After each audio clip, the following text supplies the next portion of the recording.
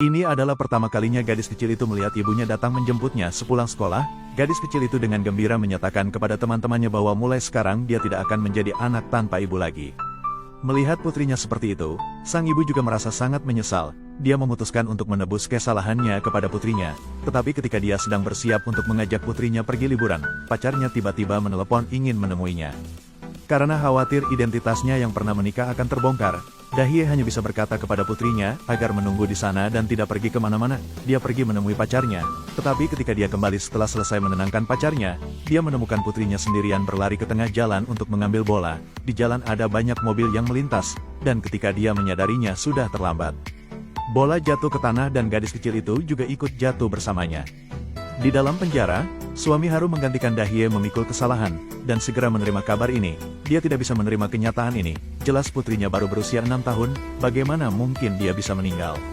Tetapi ketika sipir penjara dengan empati mengingatkan dia untuk bersiap keluar menghadiri pemakaman, barulah dia sadar bahwa putrinya benar-benar telah meninggalkannya. Setelah sampai di pemakaman, Haru tidak menyalahkan Dahye, hanya menahan rasa sakit dan bersama Dahye, mengantarkan putrinya ke perjalanan terakhir.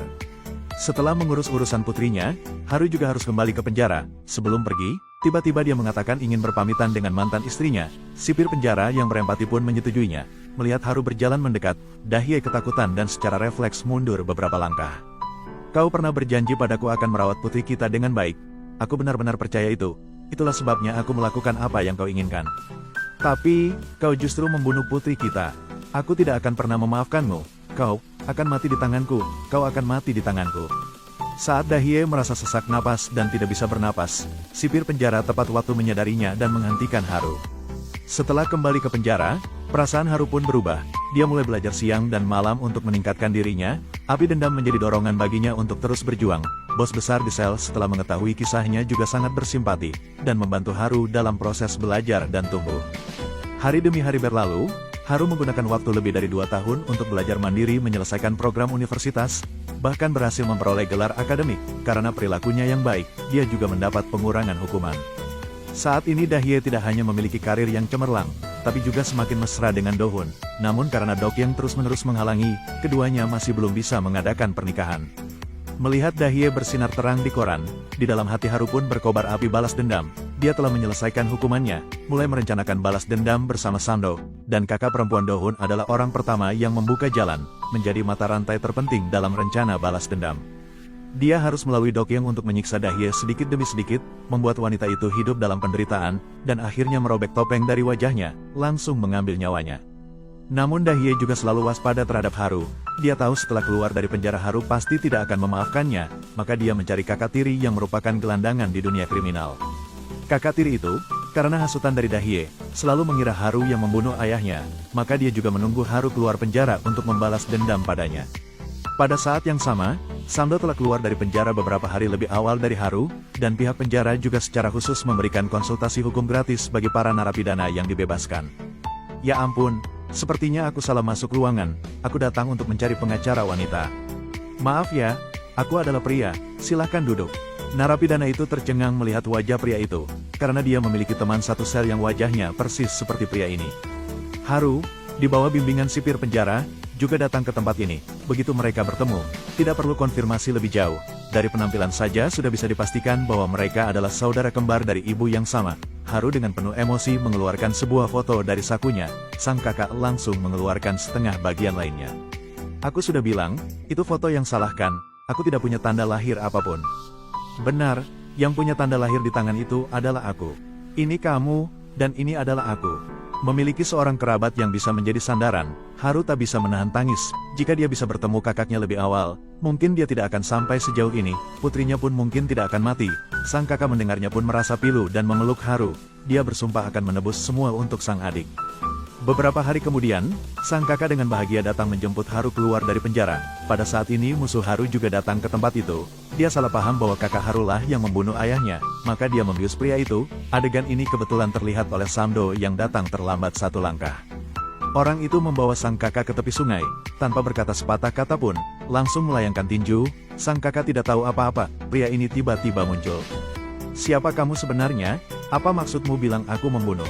"Haru, kamulah yang membunuh ayahku kan?" Karena merasa bersalah kepada adiknya, sang kakak tidak membantah bahwa dia bukan Haru, dan satu pukulan dari orang itu membuat kepala sang kakak terbentur batu. Samdo akhirnya berhasil menunggu Haru keluar dari penjara. Dia segera memberitahu Haru tentang kejadian yang baru saja terjadi. Setelah itu, mereka menggunakan koneksi mereka untuk menyelidiki nomor plat mobil tersebut. Akhirnya di depan sebuah klub malam, mereka menemukan mobil tadi. Keduanya masuk ke dalam dan kebetulan bertemu dengan orang itu. Haru pun langsung mengenali siapa orang ini. Dia berniat menerobos keluar. Samdo buru-buru menahannya, karena sepertinya masih ada orang lain di tempat itu.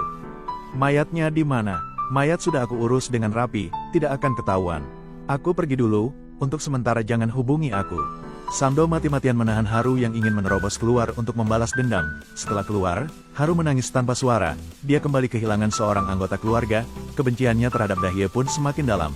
Maka dia memutuskan untuk meminjam identitas kakaknya untuk membalas dendam. Sebelum masuk penjara, Samdo adalah otak dari sebuah organisasi penipuan. Jadi dia pun merancang sebuah rencana balas dendam untuk Haru. Langkah pertama adalah membantu Haru mendapatkan identitas kakaknya. Menggunakan identitas itu untuk muncul di hadapan Dahye.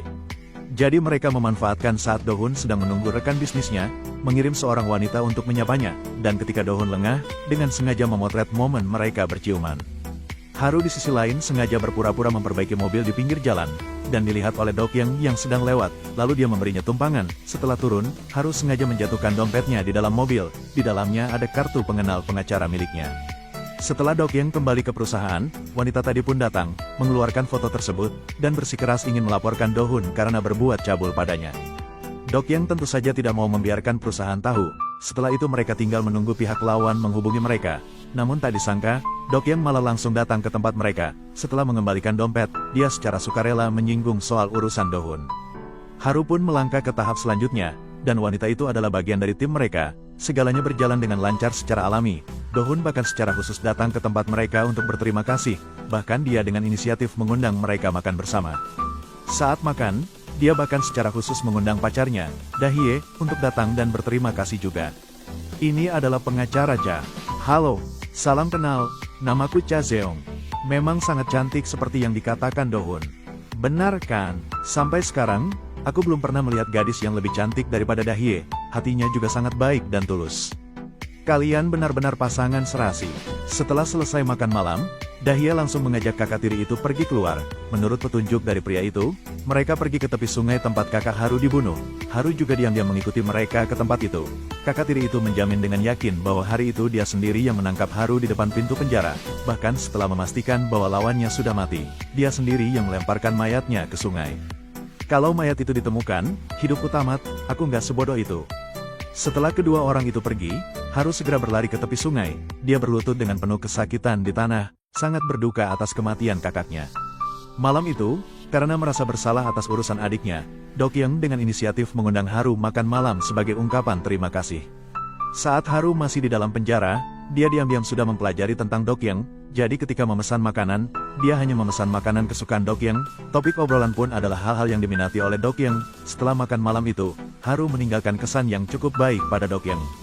Keesokan harinya, Haru kembali ke rumah kakaknya, dan menjelaskan kepada ayah serta pacar kakaknya bahwa sang adik belum tahu bagaimana harus berhadapan dengan mereka. Jadi untuk sementara dia sedang pergi ke laut bersama temannya. Sang ayah, setelah mendengar itu, mengira putranya tidak mau memaafkannya, dan dengan sedikit kesedihan, bangkit lalu pergi.